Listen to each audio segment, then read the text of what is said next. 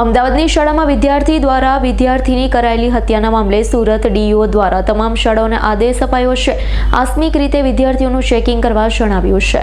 અમદાવાદની શાળામાં વિદ્યાર્થીની હત્યા મામલે સુરતમાં ડીઈઓએ તમામ શાળાઓને આદેશ આપ્યા છે. શાળામાં આવતા વિદ્યાર્થીઓનું રેન્ડમલી ચેકિંગ કરાવવા જણાવ્યું છે.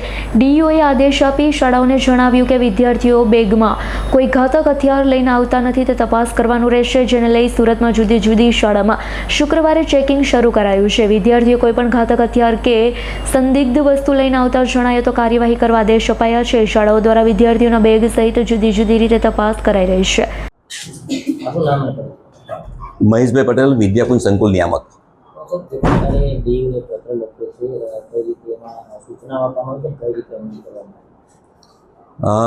અમદાવાદમાં જે દુઃખદ ઘટના ઘટી એના માટે અમે ખૂબ દુઃખી છીએ.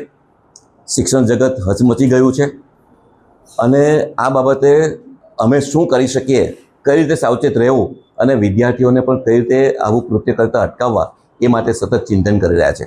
આજે જ્યારે જિલ્લા શિક્ષણ અધિકારી શ્રીએ વિદ્યાર્થીની બેગ ચેક કરવી, સાથે સાથે શિસ્ત સમિતિની રચના કરવી આ આદેશ કર્યા છે, ત્યારે એટલું ચોક્કસ કહું છું કે દરેક શાળામાં શિસ્ત સમિતિની રચના થતી જ હોય છે, પરંતુ હવે એમણે સજાગ રહીને કામ કરવું પડશે.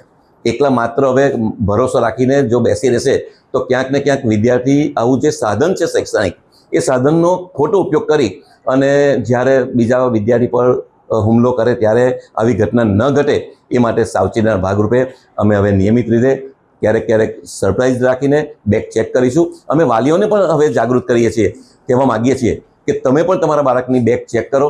તમે પણ તમારે પણ એવું સર્ટિફિકેટ આપવું પડે કે મારા બાળક ક્યારે પણ મારે બેગમાં કોઈ હથિયાર એવું લઈને નહીં આવે કે જે ઘાતક હોય, અને કદાચ સ્કૂલના જે કંઈ સાધનો હોય એ સાધનનો દુરુપયોગ નહીં કરે એ માટેનું કાઉન્સિલિંગ પણ અમે ચોક્કસપણે કરી રહ્યા છે. Bureau report S9 news Surat. અમારી તમામ માહિતીથી અપડેટ રહેવા માટે જોડાયેલા રહો S9 ન્યૂઝ સાથે.